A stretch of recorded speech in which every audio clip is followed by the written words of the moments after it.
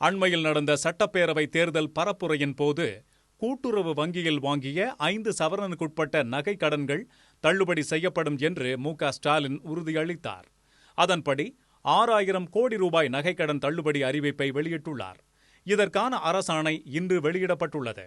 கடன் தள்ளுபடி பெற தகுதியானவர்கள் யாருக்கெல்லாம் தள்ளுபடி இல்லை என்பது குறித்து வழிகாட்டு நெறிமுறைகளையும் தமிழ்நாடு அரசு வெளியிட்டு உள்ளது.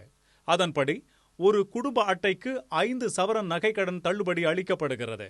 ஒரு குடும்பத்தில் ஒன்றுக்கும் மேற்பட்ட உறுப்பினர்கள் தனித்தனியாக பெற்ற நகைக்கடன் மொத்தமாக 5 சவரனுக்கு கீழே இருந்தாலும் தள்ளுபடிக்கு தகுதியானவர்கள் ஆவர்.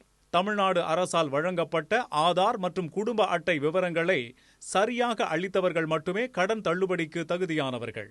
தமிழ்நாடு அரசின் குடும்ப ஓய்வூதியர்கள் நிபந்தனைகளுக்கு உட்பட்டு கடன் பெற்றிருந்தாலும் தள்ளுபடி செய்யப்படும். மறுவாழ்வு முகாம்களில் வாழும் இலங்கை தமிழர்கள் பெற்ற 5 சவரனுக்குட்பட்ட நகை கடன்களும் தள்ளுபடி செய்யப்படுவதாக அறிவிக்கப்பட்டுள்ளது. ஆதார் எண் அடிப்படையில் ஒரே நபர் ஒன்றுக்கும் மேற்பட்ட கூட்டுறவு வங்கிகளில் பெற்ற நகைக்கடன் தள்ளுபடி இல்லை. ஒன்றுக்கும் மேற்பட்ட கூட்டுறவு வங்கிகளில் கடன் பெற்றவர்களின் குடும்ப உறுப்பினர்கள் பெற்ற கடன்களுக்கும் தள்ளுபடி கிடையாது. 2021ஆம் ஆண்டில் பயிர்க்கடன் தள்ளுபடி பெற்றவர்களுக்கு நகைக்கடன் தள்ளுபடி இல்லை. எந்த பொருளும் வேண்டாத குடும்ப அட்டைதாரர்கள் மற்றும் அவர்களின் குடும்பத்தினரின் கடன் தள்ளுபடி இல்லை.